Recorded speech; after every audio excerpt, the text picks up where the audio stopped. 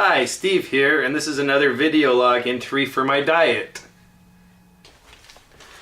Anyway, so at my work, there is a machine at the medical center that will measure your weight and body fat.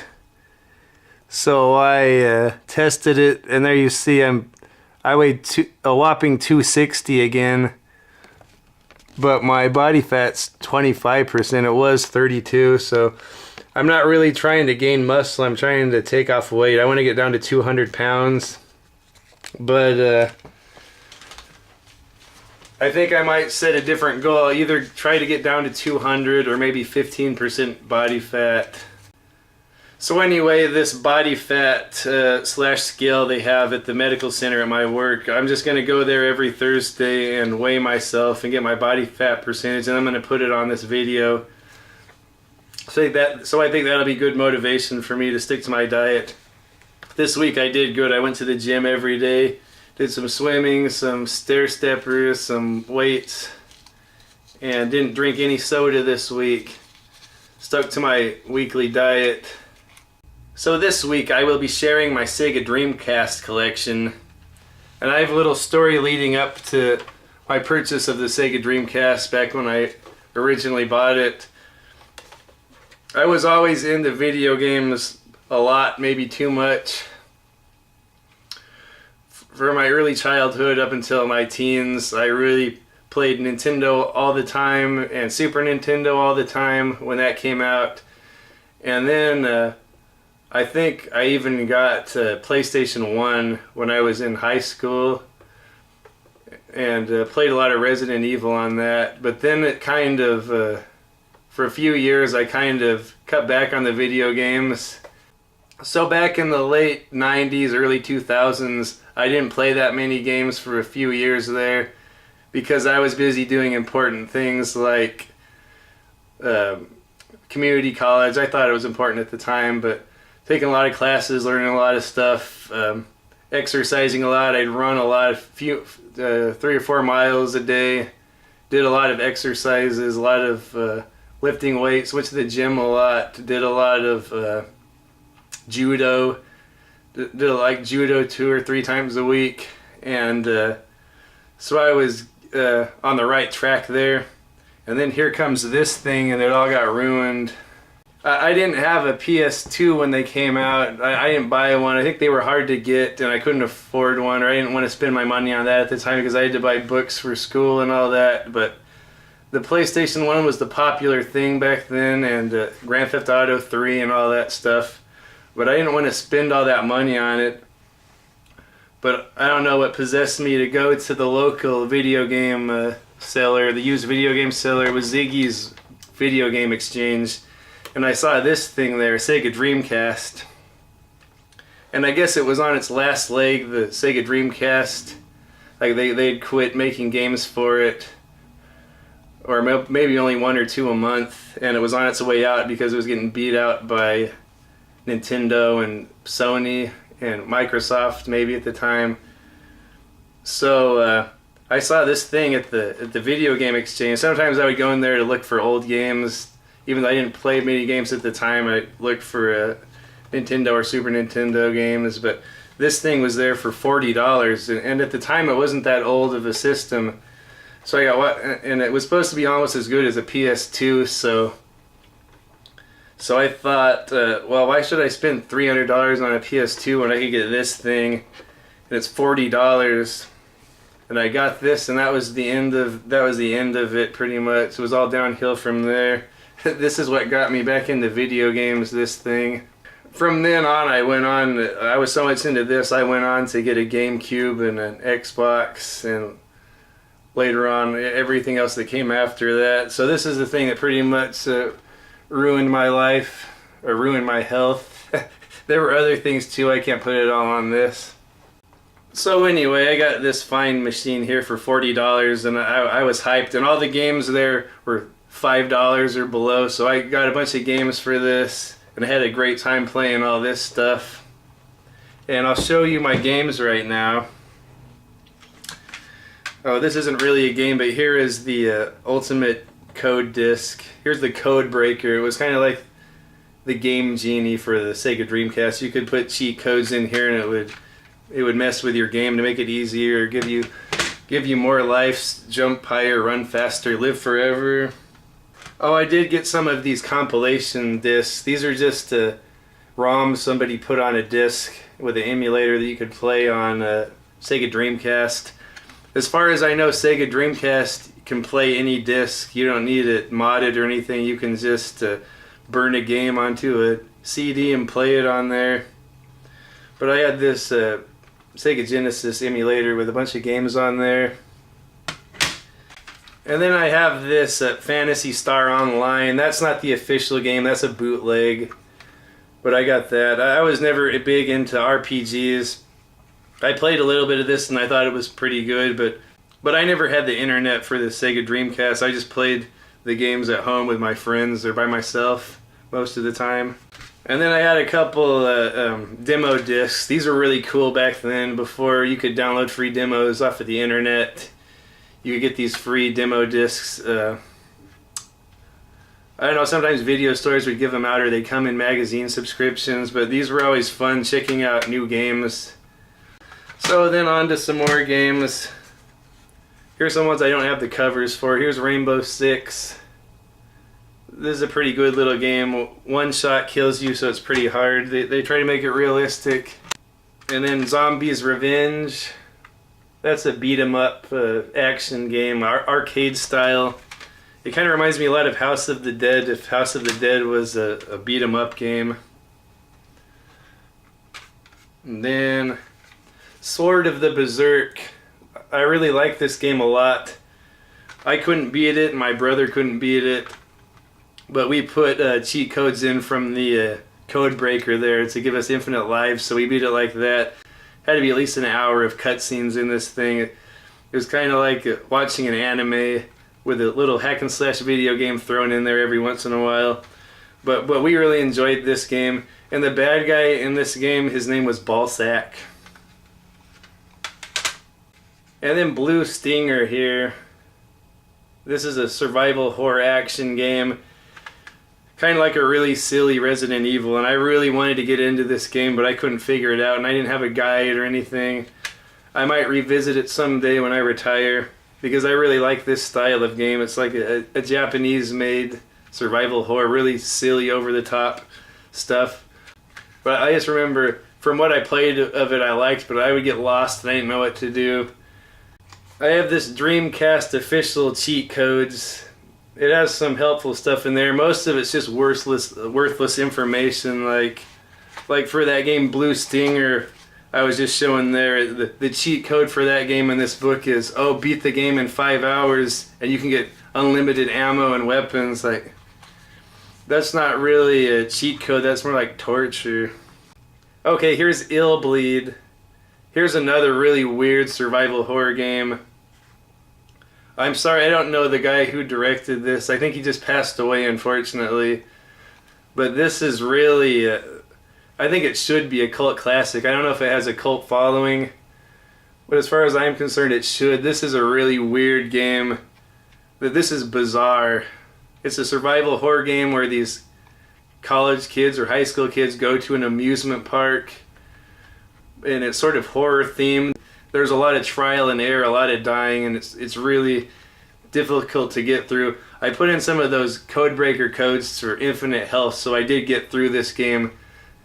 So that's the only way I got through it, but I can't imagine going through this game without codes. But going through this game with the codes, it was quite an experience. It was a lot of weird stuff in this game. Here's Unreal Tournament. I was never into these games. I just bought this because it came with something else or it was free. But right here is the highlight of the Dreamcast for me, Shenmue. Oh, Shenmue. Oh.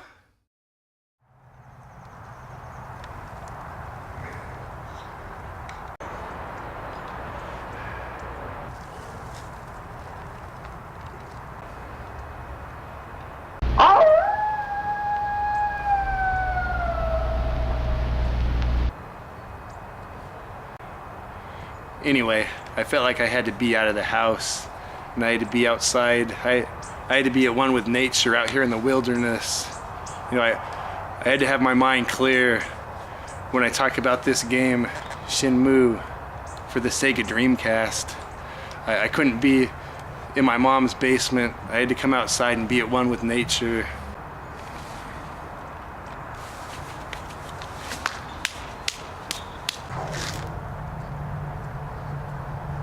I don't know, I'm not going to be able to concentrate on this because there are too many wild animals out here, but I'll try to get through this.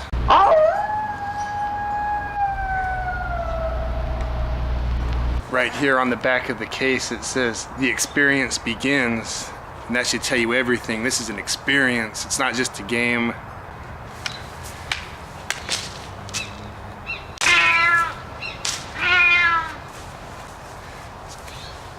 Get out of here, mountain lion.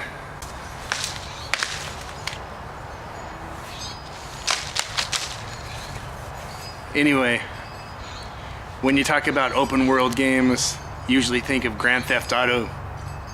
And at the time, Grand Theft Auto 3 was the biggest open world game there was. No one had seen anything like it. But let me tell you something. It's garbage compared to this. I think that was a forestry ranger driving by.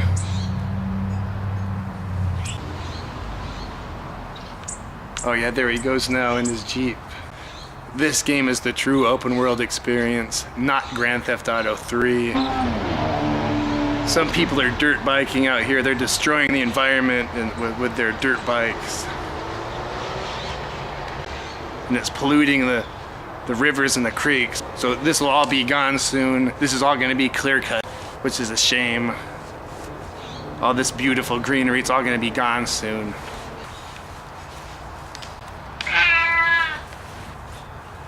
In this game, you take control of Ryo, an 18-year-old Japanese boy whose father was just murdered by a mysterious Chinese man. And throughout the game, you explore the world looking for clues to find your father's killer.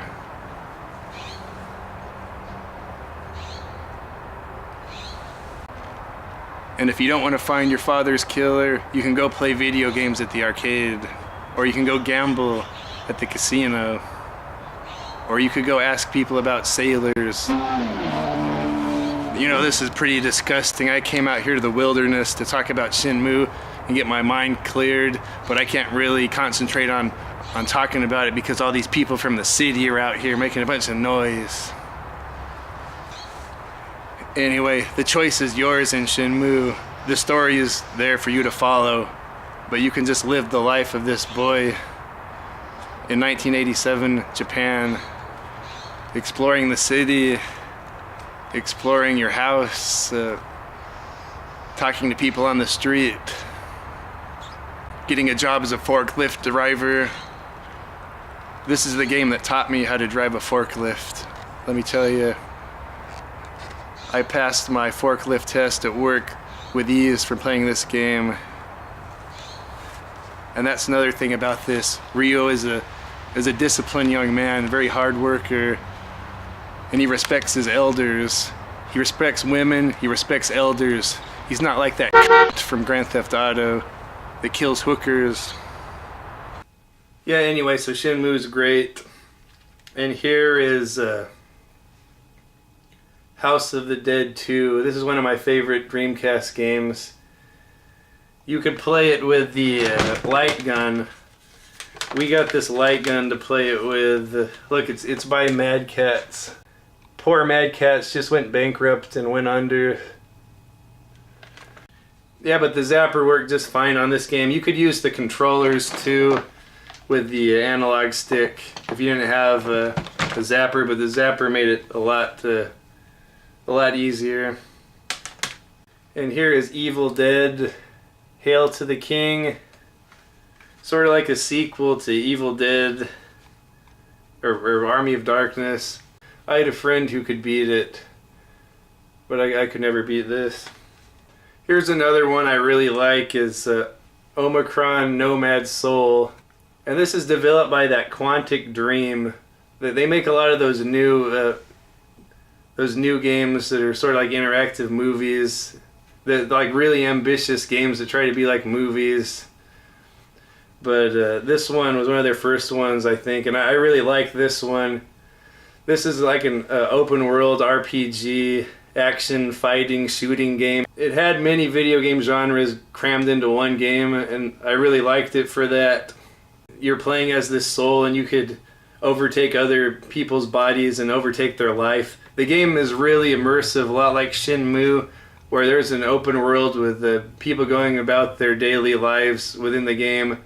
Anyway, this game was a really big immersive game at the time, and I could never beat it because I would get several hours into the game, and a lot of the puzzles and the dialogue was so hard to read on my old television set that I didn't know what to do. So I moved on to better TVs now, but I couldn't quite get past the dialogue was so small. I couldn't read it on the TV, so I didn't know what to do, and I was really enjoying this. But then that kind of ruined it for me because I couldn't read the puzzles and the dialogue because they were so small and I couldn't see it on my TV. Your soul was in the body of a police officer at one point in the game, and I thought that was pretty cool. Like, you would go out on call with a cop and you go do first-person shooter missions with the cop, and then you'd have to solve little mysteries or solve little crimes as the cop. And it just was really immersive at the time to me. I ended up buying a guide for it, but I never revisited the game. But hopefully with this, I'll be able to beat it someday when I retire. I remember you could even go to the shady side of town, and that place really looked like something out of Blade Runner. But I remember you could even go to this one tech store inside the game, and there was a secret code. If you asked for a certain part, a computer part or something, that was the password to enter an underground fighting tournament.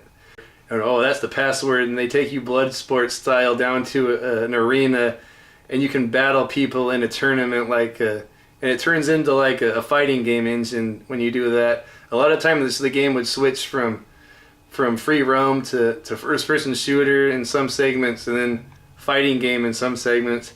Anyway, I can't talk this game up very well, but you should check it out. I think it's on PC as well. Then, speaking of fighting games, I have some fighting games. There's Soul Calibur without the case. Everyone loved this game, but it really wasn't for me. It seemed like you could just mash buttons on this and destroy everyone. Like, I kind of am more into Street Fighter, where you more have to place your shots and stuff like that. But this one, anyone who doesn't know how to play could just mash buttons and beat someone who knows how to play. Unless I just don't know anything about the technique. And then Marvel vs. Capcom there without a case. I remember a pizza place I worked at had this, and I would play it on my break time, but it was pretty fun. I enjoy Street Fighter more, but Marvel vs. Capcom's good too. And then Marvel vs. Capcom 2, have that one too. More of the same, just bigger and better. Capcom vs. SNK. I enjoyed this one a lot more. This was Capcom characters from, say, Street Fighter against SNK characters that were from all those Neo Geo fighting games, so I enjoyed this a lot more. Back then, I really loved games like Fatal Fury and Art of Fighting and stuff like that, and then it was cool to see those two companies come together so you could have Street Fighter characters against Fatal Fury characters. Street Fighter Third Strike. This is one that's this one's really different to me. This one seems really sci-fi and fantasy compared to Street Fighter 2. So there's some weird characters in here. The game is really fun, really good. I don't quite understand that parry system and all that, but I just play it like I play any other Street Fighter game. And then I'll end with my Resident Evil games. I think I showed these before. Resident Evil 2, Resident Evil 3, oh, and then Code Veronica. And I think that'll do it for today. I can't think of anything else Dreamcast related I have. So I guess I'll see you next week with my diet progress. Bye!